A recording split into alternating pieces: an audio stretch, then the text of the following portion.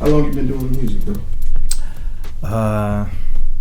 Well, as far as doing it professionally, I want to say about probably been in the midst of 10 years of taking it seriously.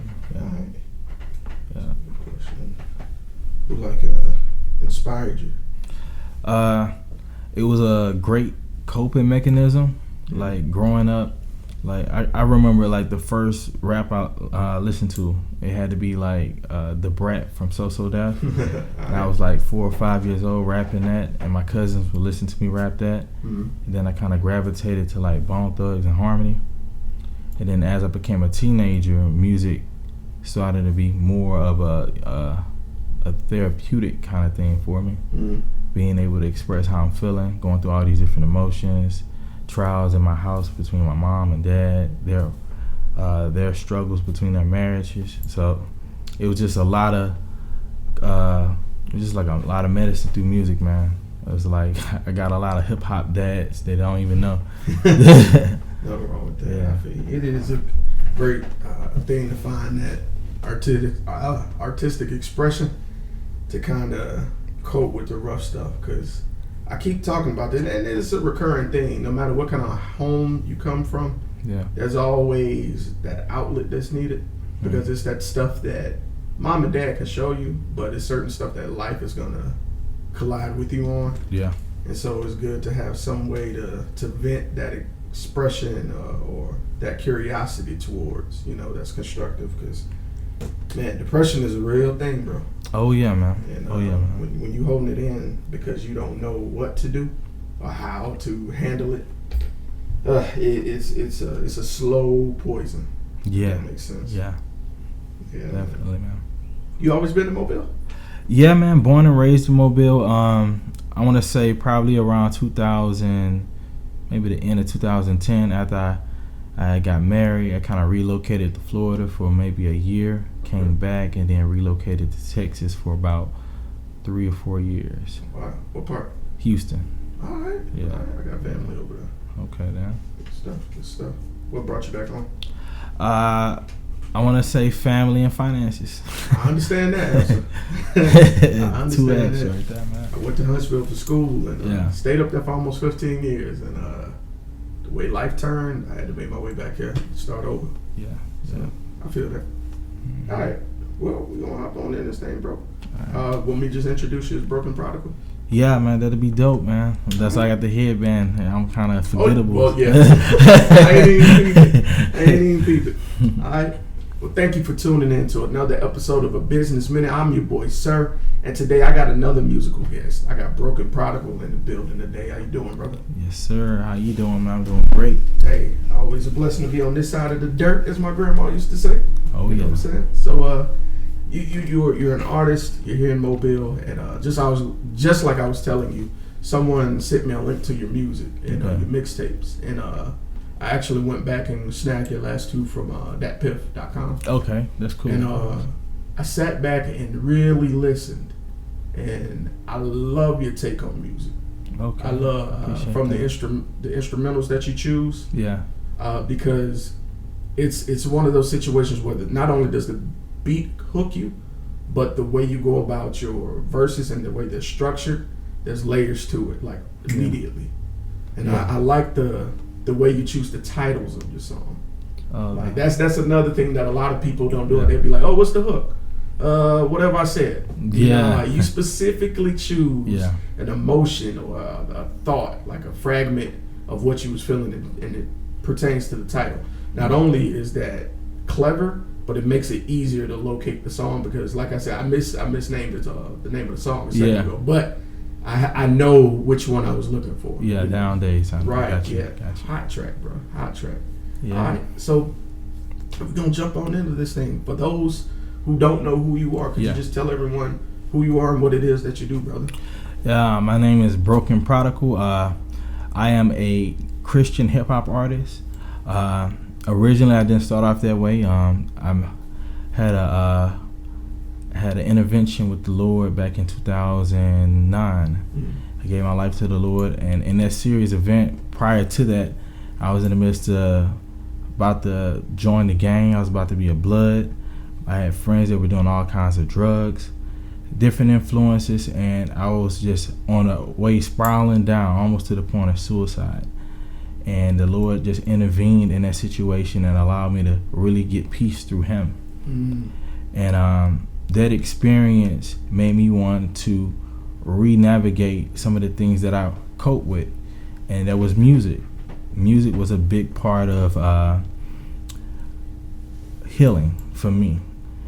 Situations I couldn't talk about, I knew that music influenced my thought process. So I was like, how can I use my gift already in a way that can help people or young people re-navigate how they see life? So the name, I went through several different names. I've been Broken Prodigal for about maybe a year now. I was CT the artist of Seth, my first and last name, but the Lord really put on my heart to name myself Broken Prodigal, because a lot of people don't see themselves as broken before Him. And like the prodigal son, you know, he took all his father's riches and left and wasted them, and got to a point to where he was in a pigsty eating food. Even though he was royalty, he was eating a pig slop, which in Jewish culture is not kosher at all. And just remembering, you know, if I become a servant in my father's house, I'll be doing better than what I'm doing now. So he turns around and he creates this excuse to tell his father so he can get back in the kingdom. And his father, before he can say anything, sees him afar off and embraces him and grabs him and said, "My son was once dead to me, but now he's alive." Made a celebration. So the prodigal part is always me returning back to God, or that God is always able to open His arms to a son. So yeah. All right, I beat that. I wanted to I wanted to indirectly ask you how you got the name, because I feel like I understood, but I think that's dope.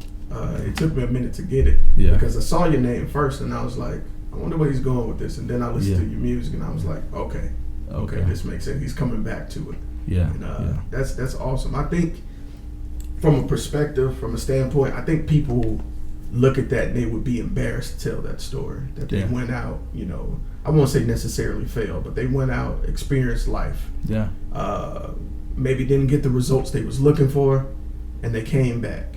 And I think the thing that gets us is we're our worst critic.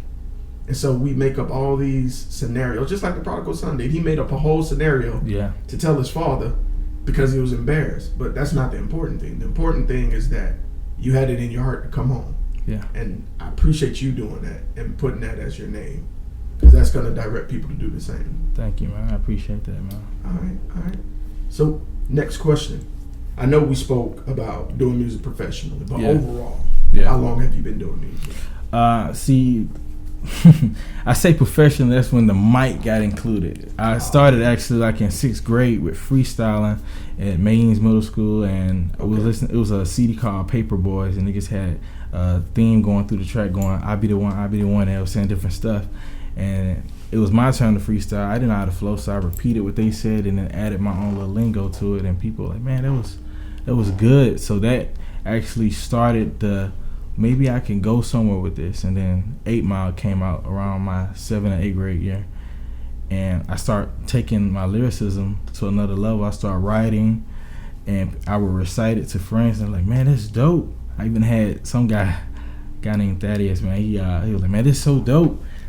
Stole my notebook when I went looking, and I thought it was funny until I went to gym, and he's flowing my stuff just like that, and I just thought it was funny. I was like, "Man, it's funny that you picked up on the cadences. Those some difficult lines." But it was all love, man. I wrote so much that him taking one notebook just inspired me to keep going and going and going with it. So yeah, man, been doing it for a while. Far as on a writing process, that's been since 14. Since 14. I'm not going to ask your age, but okay. We'll put that in perspective. All right. Yeah. So, coming this far, doing music since you was 14, were there any obstacles that you encountered? For the most part, man, I would tell everybody, man, you got to be confident and believe in yourself, man. Before I became a Christian rapper, I was a secular rapper. And in that realm, my music, it was like, I feel like it was slapping or good in the eyes of the people, but it didn't match me at all. Like, and my wife is somebody who helped me see that, because I was still doing secular music when I met her, and like she was like, it sounds good, but it doesn't feel like you. And I remember trying to sell CDs and stuff, and people would listen, like, man, it's good, but it was hard for me to stand behind that image because it was such this rugged, hard dude, and I was this dude that like really like anime. I'm an artist, you know what I'm saying? I like video games. A lot of people do. I can make people laugh. I'm easy to gravitate to, but this image was what fathered me. This image was what I was listening to in music. I had a cousin that was a game banger, and he was teaching me how to rap, or teaching me how to go about certain things. So I had to switch it up. So I realized that be yourself 100%. Like be yourself. Tell your story, because there's somebody out there that has that same story or identical story, and they feel like they're the only ones. And there's even scripture that says that there's no temptation or situation that we've been through that no other man has been through. And through the word of our testimony, man, you save lives. So it's true. Yeah, that is pretty forthcoming with life in general, because you do imitate what you ingest, whether it be energy, food, or whatever you try to incorporate that because it appears to be cool. Yeah. But kudos to you to figure out that wasn't you. Yeah. Not lying to yourself, finding your own lane and doing that, especially in the age of social media now. Yeah. With the kids now, they, that's all they look forward to. Is the lifestyle that may not even be truthful to the person that's portraying it as well. Yeah. This could be like I call them. I don't call them facades. I call them personas. Yeah. Because it may be an aspect of that person, but turned up to 11. It's exaggerated. Yeah. In some cases. So I'm glad you brought that to light. I'm glad that you're advocating that and you live that. So you can speak to it, because when you speak to it and you lived it, it's a certain authenticity to it. And people tend to gravitate towards truth more. Yeah. Regardless of how pretty a lie may be. Truth is always more potent to me. Oh, yeah. All right. So, coming up on a question that kind of delves into being a man, having, life, having to wear many hats, being a husband. Yeah. How do you manage to balance that life, or that line between your work, being a husband, and your personal life? Man, that's probably one of the toughest things, trying to balance, because like in the song that you checked out on Sunset Sunrise mixtape, Sade, the song Down Days, the perspective of the song is like, trying to be the husband, trying to be the provider, the source, also chasing a dream, which interferes sometimes with the commitment, because in the marriage covenant, the husband is the head, so he has to lead a family, and sometimes that's scary. Being a wife, kudos to my wife for holding it down. It's scary not knowing, is this person full motive to lead us directly into a positive place, or are they willing to chase the dream and leave us trampled over? So balancing, not doing that, is almost like playing it safe, but really managing, man. Time management, finding time to work and do work at work, because I lose my attention span. I'll start writing verses at work. But what you do is just give yourself discipline, like really build a time schedule, man. Manage your time. It seems like in this generation, time is stolen from us just from looking at your cell phone, strolling. You can do that for hours and then lose time in another area. So really just balancing everything out. It's all about trying to create a healthy balance. For a father of 5, so it's like I have to come home, be daddy, go over homework, you know what I'm saying? Then be the husband to listen to what she went through, and then also have time to be fed by God. I really get in my word and pray for myself. And then the musical side, it comes natural, man. It comes when I'm driving sometimes, man. I record a reference on my phone and be like, yo, that's a dope idea. I'll write on it later. So it's all about, right now for me in this situation, it's just about balancing. Because if one outweighs the other, you're gonna feel being the man. You're gonna feel it. You're like, oh man. Right. Yeah. And I'll be man enough to say I still haven't figured it out. Yeah. I recently had Google Calendars recommended to me, and talk about a lifesaver. yeah. Because I am horrible with remembering dates and engagements, and I had to make a whiteboard. Yeah. See. And I had stuff to do. So I want to take a couple steps back. Let's go back. That's cool. Let's talk about your childhood. What were you like as a child before Broken Prodycal? How were the middle child? So if anybody don't know, the middle child is kind of the child that most times, not all times, but most times the child is kind of overlooked.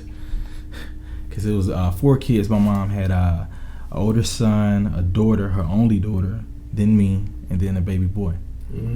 So it's like a lot of my childhood, my mom did the best she could to love me, but I got overlooked a lot. Like my little brother, he's a singer, and he has a personality that people just grab. He does Zumba. You might see him on social media, but like people gravitate to him easy. He's likable. He's very likable, and a lot of times I realized that I would kind of shout on myself to not even telling my mom or dad what I was going through, just because of the light he would get sometimes, or I would just find a way to get to myself, be by myself. I was so used to doing that, and I realized that as I got older, it started to affect my relationships. You know, always feeling overlooked. You know what I'm saying? This feeling of wanting to be accepted. Even as a teenager, I remember being in the gym, and you know the pep rallies are going on, kids are doing their thing, playing basketball, cheerleaders are cheerleading, and a piece of you is like, man, I kind of want that light. You know, I want people to see me as something. And I had like people that cared about me. My older brother, man, praise God for him, man. Like he did a lot more than my dad actually did as far as fathering me, but he's my brother, so he can't really father me. But he was just a dope big brother, because he picked up on a lot of stuff. He'll see me lacking something simple as, oh, you need new shoes, you know, and he'll go get them. He won't ask me if I need them. He'll just look and go grab them. So he was one person that didn't overlook me. So praise God for that, man. Yeah. Big brothers are important. I agree. Yeah. I'm the baby brother, and coming from a single home with my mom. My brother did the same thing. My brother and I are 10 years apart. Yeah, mine's 12. Okay, yeah, so I definitely know where you're coming from. Yeah. It was times where big, like I remember one in particular. There was a field trip. I went to Fondle Elementary. There's a field trip in the 4th grade that we were always looking forward to. It was to Montgomery, and I couldn't go because we didn't have the money. Yeah. But the night before, my brother slid me the money, and I had my mom sign the report card, and that made my day. Like, from going from not being able to go and being crushed because all your friends are going. Yeah. But he saw that, saw how it affected me. He worked overtime to pay for it, because it was like a $50 field trip, and back in the day, back in the night, $50 was a lot of money. Yeah. So he worked overtime, man. He used to work at TJ Maxx over by the mall where it used to be. Yeah. And he made it happen, and he did a lot of that for me growing up. So I get what you're saying. He did a lot of fathering, but from the position of a brother. Yeah. And people used to ask me, did I feel awkward having that time gap? But at the same time, I think it benefited us both, because here I was going through life, but he had a 10-year jump on it, so he could kind of guide me and give me an advice on what's going on. So I think that's important. I think that's important, especially with school.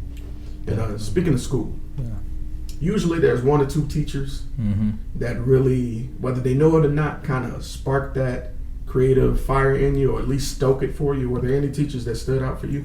I'll never forget Maine's Middle, 7th grade. I think her name was Natalie Davis, and she was my English teacher, man. And what is it about English teachers? I know, right? But she really loved her job. You can tell she loved her job. She made her class fun, relatable, likable. And I never forget, I was just telling a friend this. I remember when she had an assignment where we had to rhyme with words.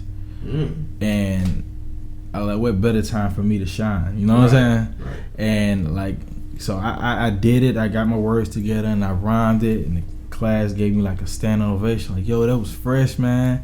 And she was like, yo, I knew you was gonna kill it. And she was like, she made an announcement. She said, I want y'all to know who has like the highest grade point average in the whole team in my class. And it was like, oh, it's probably her. She's a nerd. And people was picking people like, nah, it's Carl. He got like a 99.7. So, you know, like her energy and just seeing like, man, I can be good at something. You know what I'm saying? Because I'm used to being overlooked. You know what I'm saying? And her to identify like, yo, you got something special about you.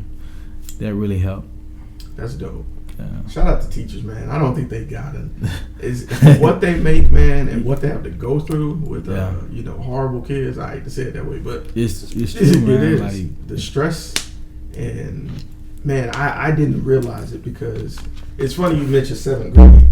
Yeah. My aunt, who was my favorite aunt on earth, was a English teacher and home ec teacher. So I transferred from Booker T to Theodore Middle. Okay. Now when I did this, I got my schedule. I didn't peep the names on the schedule. Yeah. I just was trying to figure my way out. So where are they? Where are the people showing me? Yeah. I walk in there and there's my aunt. Yeah. And when I say she was the hardest on me, but at the same time I loved it. Yeah. I loved it. She would always make us write. Yeah.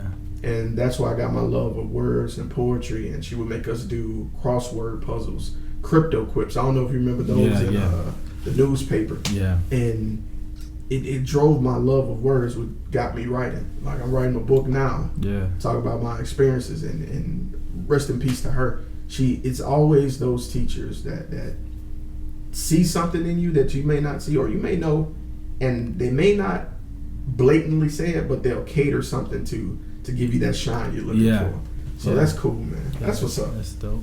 So looking over all of your years, is there any one moment so far that's been like, this is why I do music. This is why I love it. Back in 2000, I want to say 2009, I gave my life to the Lord, but I wasn't doing music yet as a Christian hip hop artist. I was kind of like still learning the Bible, learning the things of Christianity, and I thought like at that point I was like, rap music is just bad. It's not what God wants. And then God gave me a piece about it one day, like, you know, you still can do music, you know, like you still can do music and you can just do it for my glory. And I remember the first performance, like I remember my friend Ray, he always wanted to do Christian hip hop. Off the jump, we would do regular rap. He's like, man, let's just try to do this Christian song. And he would get like Hot Boy beats and rap about Jesus, booty shaking beats. I'm like, nah. I'm like, bro, I can't do this. I don't think this right. But at this moment, he was like a breath of fresh air for him. Like, man, finally, you ready to do this? You know what I'm saying? And I was his hype man for one of his songs he did. It was like his song was called "Let the Church Get Crunk."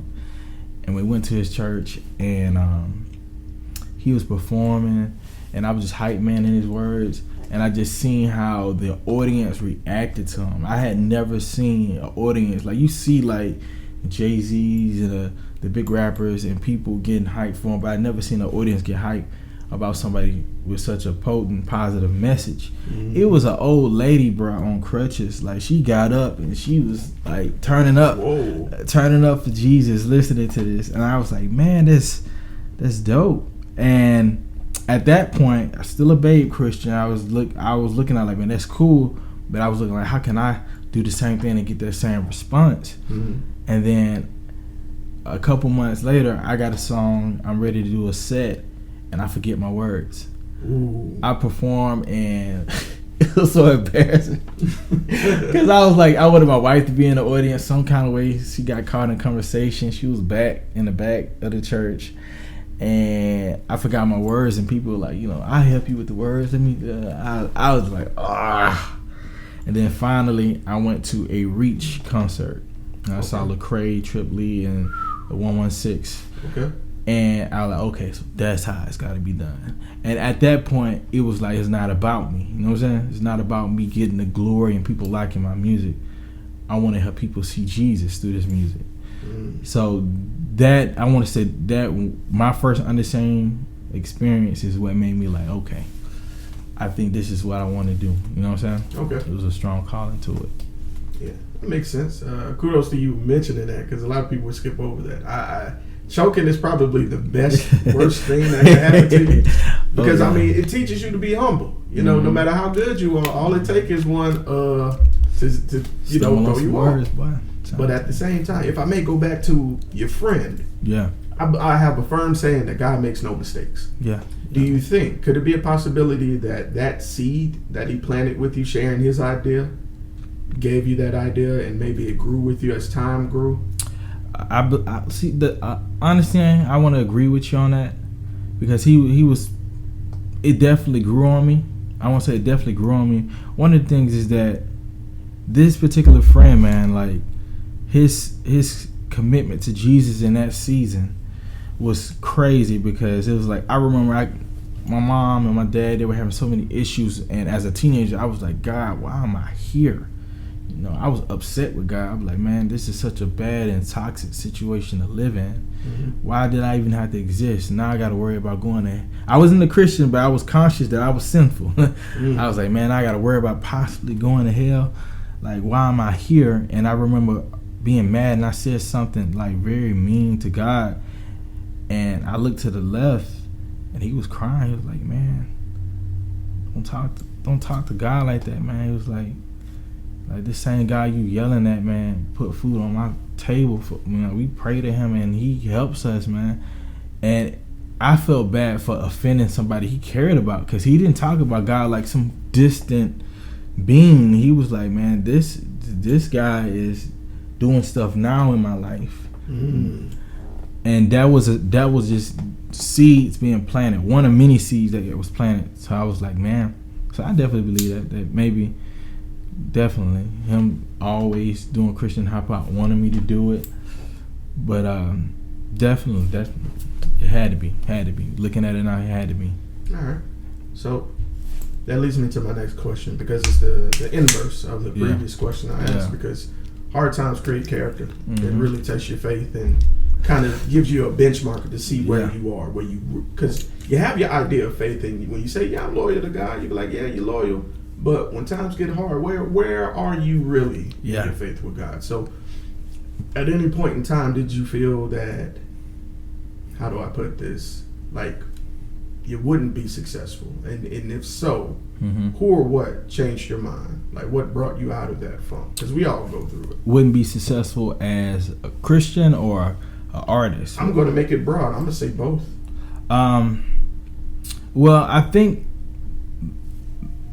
the trials you go through, as like once you get into Christianity, one of the biggest trials is like after the first time you sin again, because you start to beat yourself up and you condemn yourself, and then you get into this rat race of trying to prove to God that you can be good, trying to do a lot of good things, yet still falling because you don't really understand how God sees you clearly. And I went through like a season of that. Like, it was hard. I was like, man, I'm reading my Bible, I'm fasting, I'm praying, I'm still struggling with lust.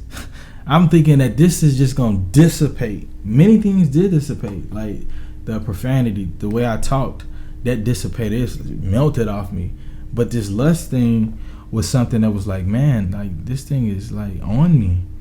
And it took probably about maybe a year or so for me to get around. God started putting godly men around me. He sent me to Florida. I say he sent me to Florida. I had no reason to go to Florida, but me and my wife packed up and moved to Tampa, Florida. And I met Pastor Quinn, who was just so genuine. He was like, I didn't even know he was the pastor, man. I was about to tell this man my whole life. And then the men conference started. He said, all right, well, I'm Pastor Quinn. I'm like, oh my God. Because he looked like one of us. He wasn't in no suit. He was in the jersey. He reminded me of one of my friends. And just to see how integrity was important for him, being accountable for other men, that really helped me. helped me really realize that God has a standard, Mm-hmm. but also God's grace and understanding how much He loves me. When I say that, I emphasize on that because a lot of people don't understand it. They don't understand. They see like, man, I made this one mistake or I made this mistake. God hates me. He's going to condemn me, and they just shy away from it. They're like, I'm just going to stay away from the gospel. It reminds me of all my imperfections. Instead of seeing it as, Jesus died for everything that's happening now. And when I accept Him as my Lord and Savior, He becomes the remission for those sins, and I become righteous through believing in Him. So understanding that, a lot of people are afraid to say it like that, but because they think like, okay, that means you're just gonna go and continuously sin now. There's no, Jesus got it. You keep saying it. That's not what that means. That means that Jesus is the only way. Like Him being the only way to get to the kingdom, meaning that He is the final payment. Like if somebody went to court, they went to court and they owed $1 million, and somebody that they didn't know came in and said, I love that dude. I really love that dude. So I'm going to give you like $1 billion to pay that debt. He pays the $1 billion. The person that's on trial, he's like, okay. He's no longer thinking about the $1 million. He's like, man, he paid $1 billion, man. That's a lot of extra change. Right. So his debt conscience is gone. He's able to see the clearness of how much God loves him. Like, man, He loved me that much that He'll spend that much on me. Who is this God?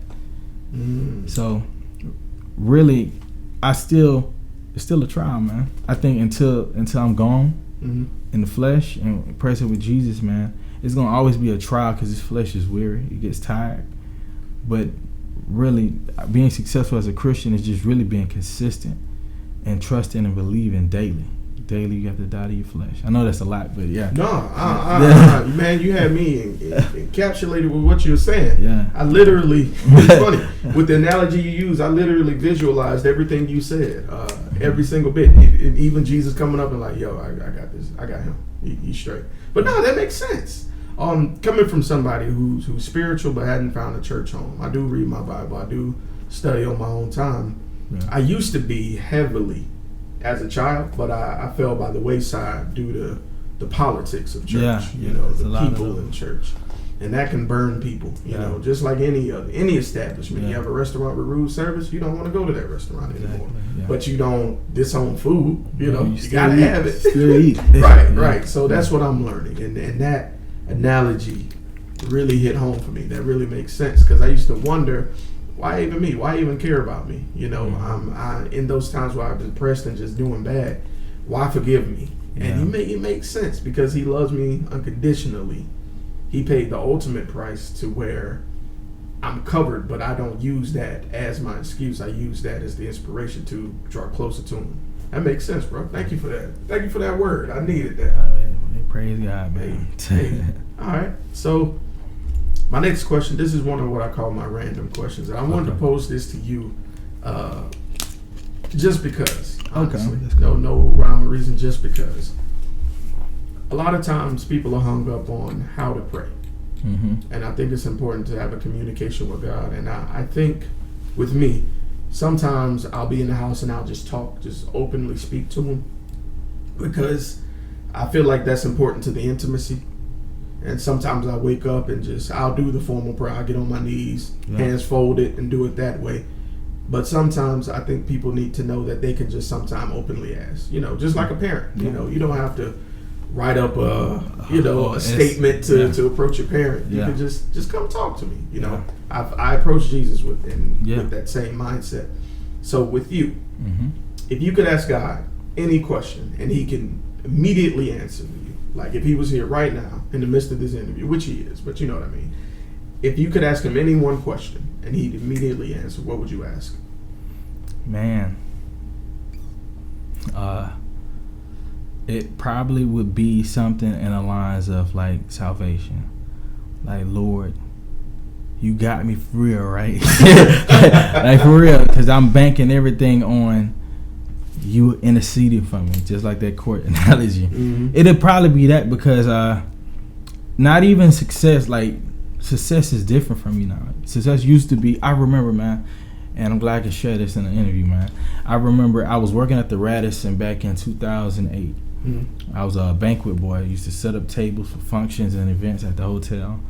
And I was on the phone with one of my guys who raps, and we just talking about what kind of chains and jewelry we're gonna get, what kind of girls we're gonna get in the video. We were talking about all that. And then an audible voice spoke to me and said, "And then what?" And that "and then what" comment, it killed, like, I was like, dang, you made it look meaningless. Like, all that meant nothing. And I was like, dang, it stuck with me, because it was like a moment in Ecclesiastes, like with Solomon. He was like, all things are vain. Like, you lay up and you store things, and then you pass away, and another man has that. So I was like, dang, God was asking me, like, and then what? After you get all these possessions and things, like, what is it gonna add to you? And then I was just like, I guess I just want to be remembered. It stumped me. That voice really stumped me. I was like, I guess I just want to be remembered then. And then God's like, okay, well, I'm gonna make you rememberable. But He didn't change me immediately. It will be a course of different events that would lead me to go to the gospel. But that was one moment I'll never forget. And I was like, man, if what He said isn't true, bro, everything else is meaningless. So, yeah. That's real. Yeah. It's funny.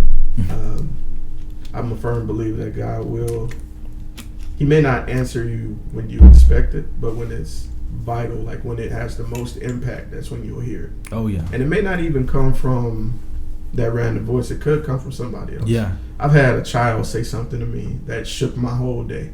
Didn't even know who I was. I was just walking and talking on the phone, and I was frustrated because I'll be candid with you. My card was being declined because I was a victim of identity theft. Yeah. And so somebody wiped it clean. Yeah. And so I was like, man, when I find out who did this, I'm going to do X, Y, Z. Like, I'm just cussing up a storm. Yeah. And they was like, why are you mad? And I was like, because somebody took something from me. And I was like, and this little girl was like, you'll get it back. You have a job, don't you? I'm like, yeah. It was like, you got a car, don't you? I'm like, yeah. You got gas, don't you? From a kid. And I'm like, okay. Okay. All right. Okay. You win. You win. You made it. Because I do think we get hung up on the now. Yeah. Rather than the long term. And I think that's important, especially when it comes to your salvation. Because, like I say, one thing that's promised to us is that we're going to go. So after that, where are you going to go? Yeah. And then what? You pass away, and then what? Nobody else can hold your hand and guide you at that point. It's on you. All right, so I appreciate that. All right, appreciate your candid conversation on that, bro. Now, my next question is a little bit of a long-term question. If you need a moment, I completely understand. I'll edit it out. Hey, it's fine, man. I freestyle a lot, so I be. All right, cool. All right, we'll see how you hold up with this. Okay. I was just talking about looking towards the future. So where would you like to see yourself as a family man, as an artist, as a businessman, overall, in 1 year, in 3 years, and then in 10 years? Okay. All right. So 1 year, definitely want to be. And this year I've been doing a lot of that, really building a lot of relationships, because the idea of independent is painted. And most artists, I'm independent, I'm self-made, I do this all myself. But in reality, it's like a scheme for people to make you feel like you don't need help. So building a relationship is key to being a successful artist. And I'm trying to step away from doing everything, because I wear all hats. I'm producing, I'm mixing, I'm mastering, I'm plastering out my arts and my graphics. I'm doing all of that. But I heard T.I. say it on this show I was watching last night, Rhythm and Rhyme. I think that was called Rhythm and Flow. And he was like, he said, you can't be the jack of all trades. You can be the jack of all trades and the master of none. And he was like, you have to make a commitment to something. You know what I'm saying? So definitely building relationships, trying to find people that I could trust, that can help me build my vision. And basically all this in the year one is really just building the brand, build the brand. 3 years from now, I expect to be doing more shows, performing, opening, doing open mics and performing in venues. But I also, I'm getting older. You know what I'm saying? That's age. 10 years from now, and this is just the music side of stuff, but I want to help other artists develop. I want to help take off some of the time of the struggles of being an artist away from some younger cats and kind of mold them up. Some guys that got somewhat of the same vision in mind. Take away that struggle, because I remember trying to become a rapper and going to it was a studio, Lights Off studio, trying to get on with them, and they didn't have, they're like, they wouldn't tell me that. I'm like, so there are some doors that won't open for you immediately, but definitely get around people that can hold you accountable, that care about your vision. So definitely, first year building brand, 3 years. Definitely want to incorporate more touring, more shows, getting out of the city more. Long-term goal, I want more artists under me, developing, eventually building more outreach. My heart is for ministry still, so I want to outreach to other younger youth, and that may be sooner than 10 years. That might just be something that God manifests immediately for me. I see doors opening for it. So that's as far as the music. As a father, man, just, you want to make sure that everything is just getting situated with the kids, man, that they're doing well in school, that I'm there, that I'm showing up to assemblies, basketball games, whatever it is. The goal is always just take care and provide. 10 years from now, my oldest would be 19. So definitely I would have planned that I've taught him everything that I wasn't shown and more, to where we have a relationship to where he I'm my own man. Dad gave me enough equipment and tools to navigate life with, and same thing for my daughters. So yeah. All right, that's a solid plan, man. Not like you sat down and thought about this. Most people have to take a beat and really, think about it, because that's the thing about time. Is ever moving, man. It never stops. Yeah. To be here before you know it, you sneeze and it's next year. Yeah. Man. So that's cool, man. I appreciate you sharing that, and kudos to you. Speak it into existence, man. Because I definitely, with this podcast, I like to surround myself with people like you said that are definitely interested in something and are striving towards a goal, no matter what the goal may be. And that's why I like this podcast. It gives me an opportunity to have that intimate conversation where we can compare, where I can hear and share, and also broadcast, because people are going to watch this, people are going to listen, and this will inspire somebody, whether it's 1 or 100. Inspiration is needed, because people always feel like, I can't do this, not me. Everybody is on that, So if you have the idea, do it. So that brings me to my last question. It's not really a question. It's more of like an exit statement. Okay. So, like I was mentioning, the hardest thing to do is stand out on your own. To take an idea that you have and really run with it, to pursue it. What words of encouragement would you have for that person that's listening or watching this that has an idea, but they're too afraid to take that first step? Pray about it, definitely. Pray about it, but I would say really believe in your idea. God gives everybody their own thing, and your idea may be the game changer. Hold on to it, you know what I'm saying? Like, I'm going to use a parable. Sorry. I'm going to use a parable. So there's a parable in the Bible where there's the Lord, not the Lord, but it's an analogy for the Lord. But there's a master who has 3 servants, and he gives all of them talents. And talents is this weight of money or some sort of value. And he gives one 5 talents, another 3 talents, and another 1 talent. The one with 5 multiplies, turns that 5 into 10. One that has 2 turns it into 4. The one with the 1 talent, he looks at it like, you know what, this is, the way it describes it in the Bible is almost like he looked at it like, this is insignificant, it's just 1. And what he does is, I'm going to bury it. So he buries this money in the ground, and then in the due season, the Lord comes back and he's checking up with his servants. Like, so what did you do with your talents? The first one, like, yo, I turned that 5 into 10. I flipped that. Mm-hmm. He's like, well done, good and faithful servant. That's what I'm talking about. Went to the next one. Yo, what you do with your talent? Yeah, I turned that 4. I turned that into 8. You know what I'm saying? Mm-hmm. Multiplied it. And then he comes to the last one. The last one was like, even the tone that he had was like, I knew that you were a hard master. So what I did was I buried mine. Mm. And he said, so since you said that, you buried yours, he said, first of all, you could have put it in a bank and created interest off this talent. But instead of doing that, you just buried it. So he looked at it. It was ugly in his sight. The master was like, you're lazy, so just get away from me. I'm going to depart you out into outer darkness. Get away from me. So what I say is that don't bury your talent. Don't be so afraid or feel like it's insignificant. It matters. Everything you do matters, man. There's nothing we can do. Even if I was to push this bottle, it falling on the ground, it matters. You know what I'm saying? There's nothing without purpose. So just believe in yourself. Trust that God has a plan for it, man, and surround yourself around people that have healthy encouragement and are like-minded, man. I love it. All right. I wanted to give you something too, bro. I don't know. Oh, I was actually going to transition to it. I was going to say, did you want to plug? Because I know you got Side B coming out. Yeah, Side B. Did you want to talk about it a little bit? Yeah. So Sunset Sunrise, just to give you guys a little insight about it.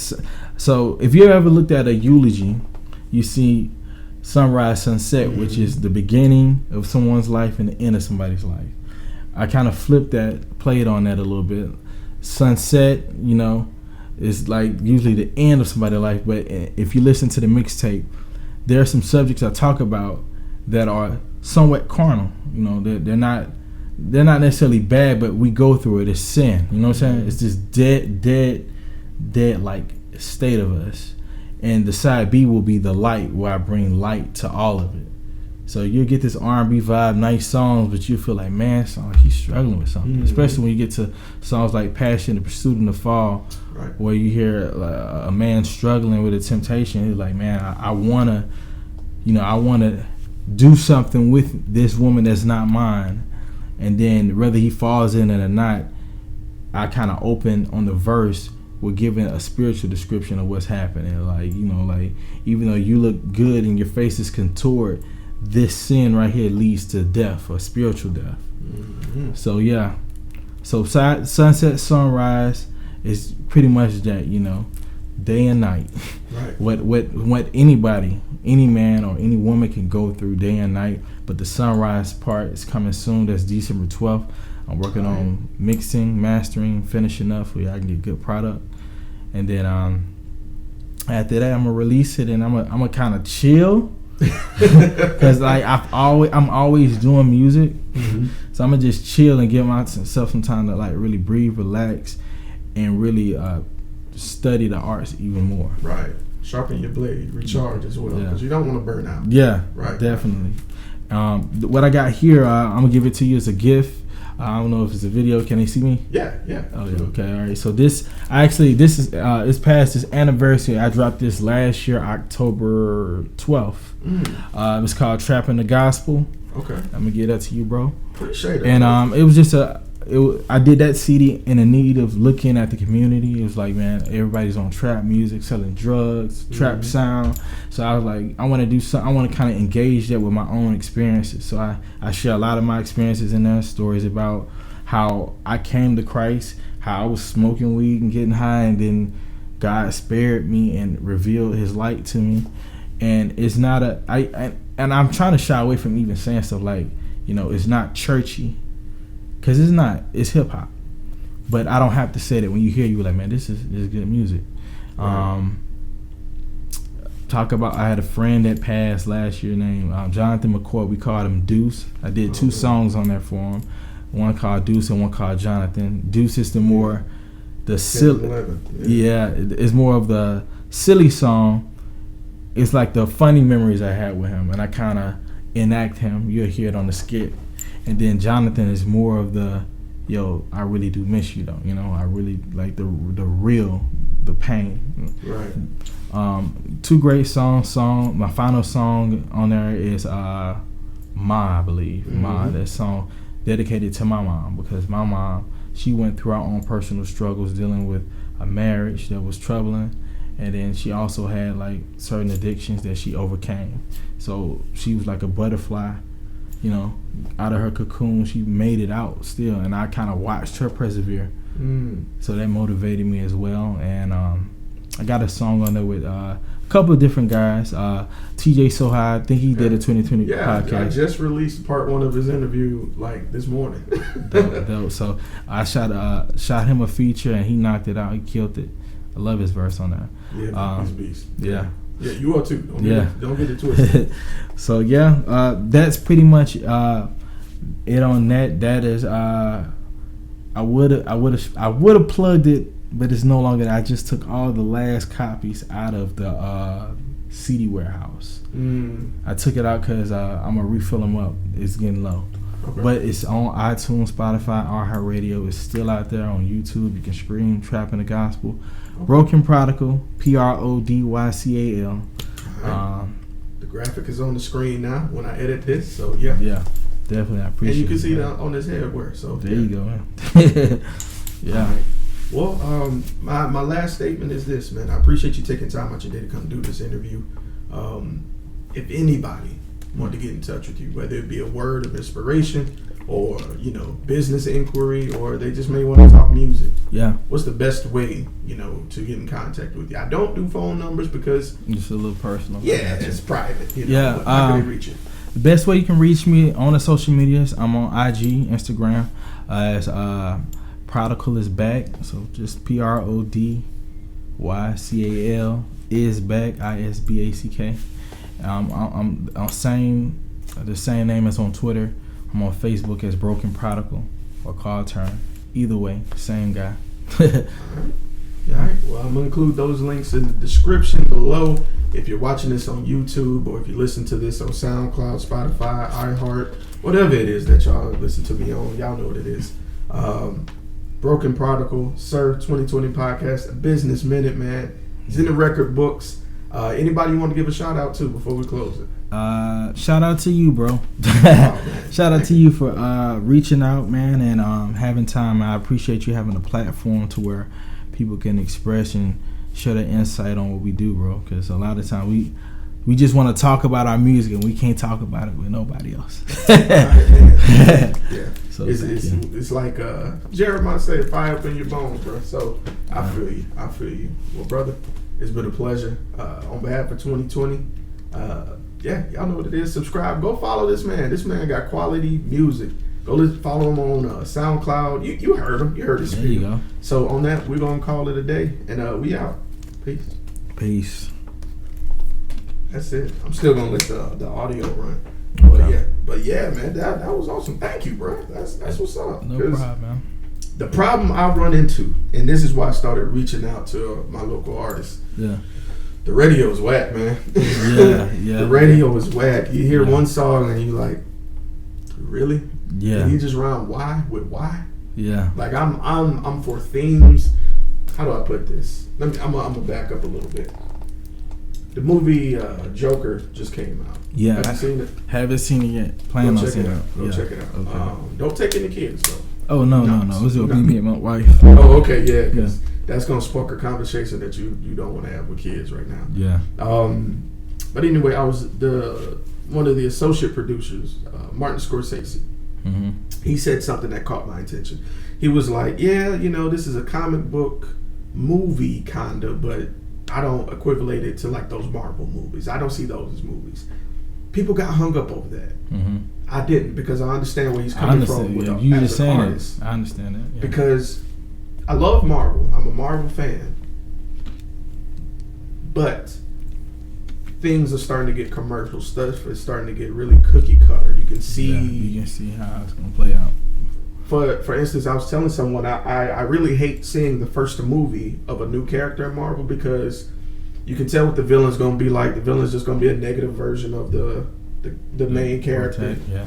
and it's gonna be tropes throughout the whole thing: explosions, fight, twist, bam, in fight. That's it. Yeah. When he said that, people got mad because, oh, you don't like all comic book. No, it's not what he's saying. His palette is particular. Yeah. When you have a love for the art, you don't settle for just anything that's out there. Yeah. And I feel like music is super saturated with a bunch of art like that. Yeah. So when I came across your music, I thought of that quote because I was like, I just don't like any rap. You know, just any rap. I need some wordplay. I need a fire sample. Yeah. And the type of sample that caught me on Down Days was that piano in the background. Because as you can see, I make beats. So I like to sample stuff. Yeah. And I look for melodic or orchestral music to draw from because I don't want to hear the same typical trap music. I want something to catch your ear first as original and then let it build on top of that. Put some nice snares on that and, get it going.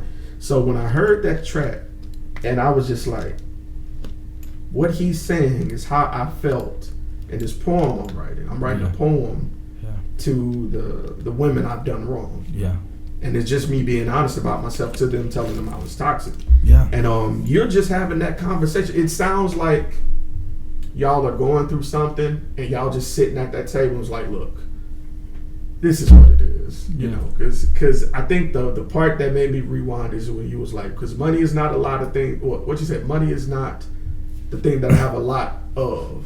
But then you went and you changed your flow to kind of cater to that. Because I think the first lines is like, I don't know if you love me or not, but I'm writing this letter before I blow to the top. Right. You know what I'm saying? I'm kind of, in my mind, I wrote it like I'm writing a letter like, yo, I know that things are shaky and you're not really sure if you should stay at times, but let me share with you.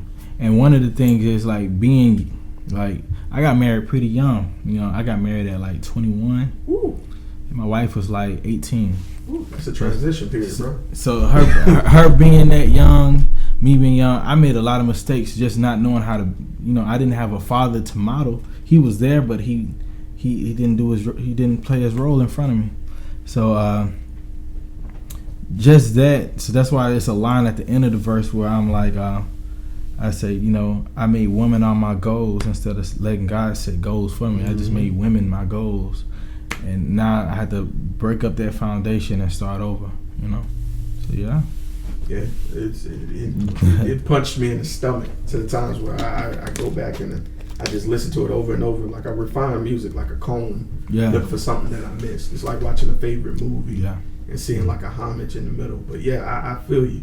And I think part of that comes from my passion is loving anime, because a lot of times with I like mystery anime too. Yeah. So a lot of times they'll show you the answer in the beginning, and they'll call back to it. So I try to catch it in the beginning, and that's what I like to do with music. So I'm dig. I'm a fan, bro. I'm a fan. I appreciate it, man. Yeah. So like I tell everybody else, man, if you know anybody, that could benefit from this, or just don't mind. Let me turn this off. Don't mind telling their story. Yeah. Shoot them my way, man. Man. Whatever it may be, brother, because Mobile has a ridiculous amount of talent here, and nobody's highlighting it like they should. Yeah. Like every time I go on the news, I'd be glad to see certain people come out there, like Bama Boy Buck, one of my good friends. Eternity, TJ, which I got in touch with, and I won't say I stalked him, but I kind of put myself in a position to be noticed. So when I asked for the interview, he was with it. Yeah. I'm getting into that vibe, and I'm like, man, you hear about Rich Boy and Mobile, and I'm like, but that's not it. It's so much more. So here. much, and it's like a well that I'm like discovering more. Like, and the young lady with me, her name is Alicia. She sent me, like I said, a link via Instagram, which is why I hit you up on Instagram. Okay.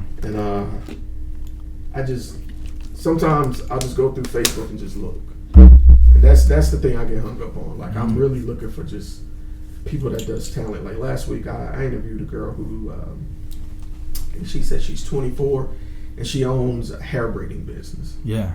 And the thing I enjoy about people who really can recognize they have talent is when you ask them to do something like this, they don't. I used to get mad when people be like, "Why me?" Mm-hmm. And now I understand that it's a confidence thing. You know, some people don't recognize a blessing when they see it. Yeah. And so instead of getting upset about that, I'm now appreciating more of those people who are willing to take a chance to do the interview. So let me offer those flowers back to you, man. Thank you for taking a chance, because you probably never even heard of this book that I was doing, you know. I've seen you on Instagram. I've noticed because you liked a few posts too. So I was like 2020 podcast, okay. And then it was brought to me, and I checked my inbox. I was like, oh, bro, they hit me up. I was wondering. I was like, man. He hit me up. Let me because the day you hit me up, I think it was my daughter's birthday. Oh man. So she had just turned 7. So I was doing everything trying to make her happy, man. Yeah. Say less. I got 4 nieces, bro. Say less. Say less. Oh. But yeah, that's what's up, man. I'm glad I could do this. I'm about to bang this in a minute. I gotta go pick up my girl later. Okay. And I'm about to see what this is definitely about, man. I appreciate it, man. You gonna enjoy it. The best quality is on the CDs, man. It sound better than when you stream it. That's what I say, bro. That's what I say, because all the levels are the same. And people don't know what I say when I say that. If anybody understands, it's me, trust me. Because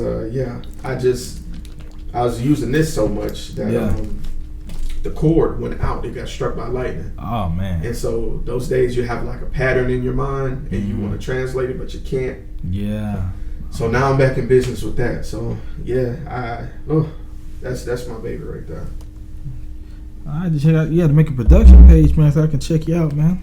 I'm trying to get a website together, and it's funny you brought that up about being a jack of all trades, because I do everything, bro. Yeah. I record the video, I edit it, I record the audio, I edit that, I post, and I'm like running myself ragged. I used to do. At one point I used to do an interview about every day. Yeah. And I had to cut that out. Oh man. Because I was forgetting stuff, losing stuff, and quality was dropping off, and I never want anybody's highlight to be trash, to look underhanded or nothing like that. So I had to slack off and take less. Like you said, take a little bit of a break, recoup, and get back to it. But yeah, I'll shoot you some of the stuff I've done, man. I'm not no Timberland or nobody like that. Nah, bro. I listen to everybody's stuff, man. People think I don't be listening. I check out everybody's stuff to see how everybody, put their own spin on things, man. Some people like organs, keys, piano. Some people like electronic sounds. My ear's open to everything. Mm-hmm. Like for real. Like when I get to how I want, like the next album I do, man. That's why I'm doing mixtape. I do the mixtape. It's like just going to the gym to stay in shape. Right. Just to stay in shape. But the next album, man, it's gonna be a lot of different hands on it. And you don't know, I might reach out to you like, yo, I just want you to do this right here, and I have another engineer work on it. There's gonna be a lot of hands in this pot. Hey, all right. I'll definitely see what I got, man.